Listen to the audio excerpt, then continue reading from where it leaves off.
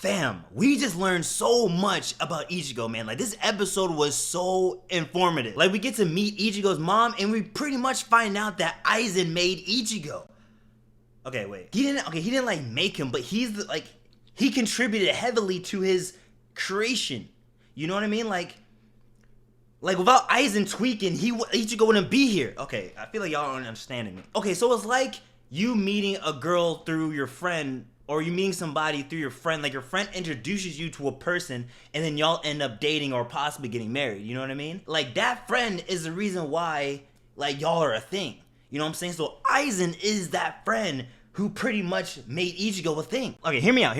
Okay, so this episode again, we see and meet Ichigo's parents. So we already knew his father was a Soul Reaper and that he was a captain and all that kind of stuff. I didn't know, or at least remember, that he was captain of 10. Like, it was kind of cool to see Rangiku and Toshiro, like, you know, when they were younger, like, before they're where they are now. But again, like, that shouldn't be too big of a surprise. But then we move on to his mother, in which we find out that she's a Quincy, and she's the last of the Kurosaki clan, or family. Which low-key explains the statement when, bro, I don't even know how to pronounce this, man. But do y'all remember when the Quincy Kings told Ichigo that he was his son, or like he's like a Quincy himself or whatever? So you know what I'm saying? He already knew who Ichigo's mother was, or you know, like he had an idea. Which that's kind of big, and also explains how Ichigo was able to learn a little bit of that Quincy power when he, like, you know, stopped the Quincy King from stabbing his neck. So now we have the dad, a Soul Reaper, and the mother, a Quincy. But I was always curious about how Ichigo, like, had a hollow form. You know what I mean? Like, I'm not sure if y'all ever thought about that, but I'm like, how does man get this? You know what I mean? Now, granted, right, I was watching as a kid, so I figured, you know, maybe they showed it or they told about it and I just forgot, you know what I'm saying? Like, I don't have the best memory. So those questions, like, left my head. But this episode explains why. So, Aizen, we been knew this man's been scheming. I'm talking mad scheming. Like, bro, like,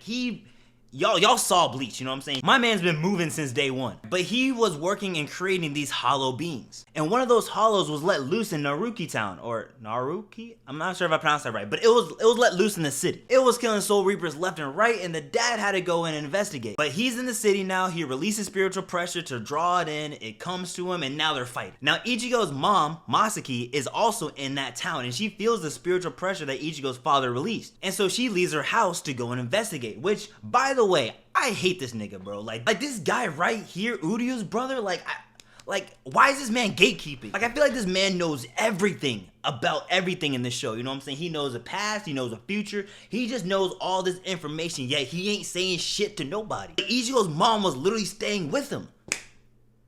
And he never decided to mention. This man has the whole book of everything that happened with the Quincy's. Won't tell Uryu nothing. Like, what does he gain from this? I have no idea. But either way, it irritates me that he's doing it. I hate him. Which, by the way, did y'all watch the end credits and see that homie was next to Uryu or whatever? Like, yo, was Uryu about to switch sides on us? Like, yo, wait. I don't know, but let's continue on. And Masaki feels the pressure and she's going to the fight scene. So now Ichigo's dad's fighting the hollow, and guys, when they showed the hollow, everything made sense. Like, yo, that hollow looks exactly like Ichigo when he goes full hollow, like with the horns and everything. And when I saw that, I had to pause the episode, right? Because something indecent was going in my head. I'm like, that hollow looks like Ichigo, you know what I'm saying? And Ichigo's mom, you know what I'm saying? Like, how does the mom get the powers in her? You know what I'm saying? Like, something needs to happen to create Ichigo from it. And the only way for that to happen is, you know, for them to get, you know, dirty in the sheets, you feel me? And so I was just like, hey, yo, like, that's kind of crazy.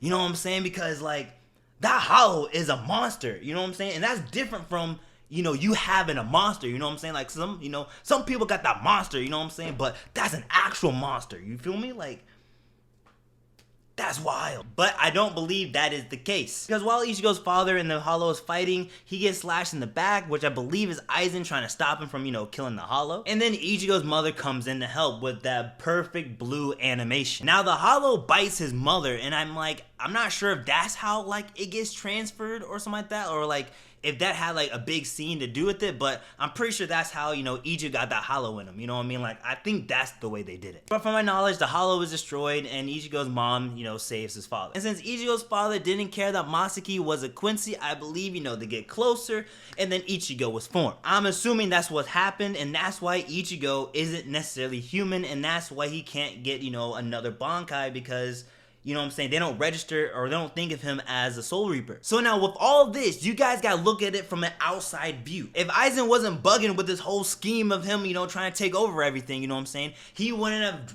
made the monster, which the monster was tweaking in the city, and that's why his father had to come in to investigate, and then because his father came in to fight, his mother came into the fight too, and that's how they met. So like, bro, if Aizen didn't do nothing, Ichigo wouldn't be a thing, which is crazy. And I feel like Aizen knew this too. Yet he didn't, like, yo, am I missing, like, do I gotta rewatch him and Aizen, like, interact? Like, did Aizen know Ichigo was, like, a part of, like, his creation, you know what I'm saying? Because Aizen did create the hollow stuff. Like, did he know, like, bro, so much happened in this episode. Y'all just don't know. But the one thing you need to take out of this is that Ichigo's mom was a Quincy and that Aizen is the reason behind everything. Like, wow.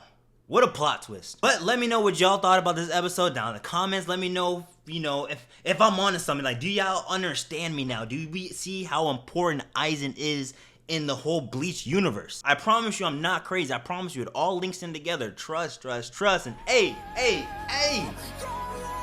stay weaving.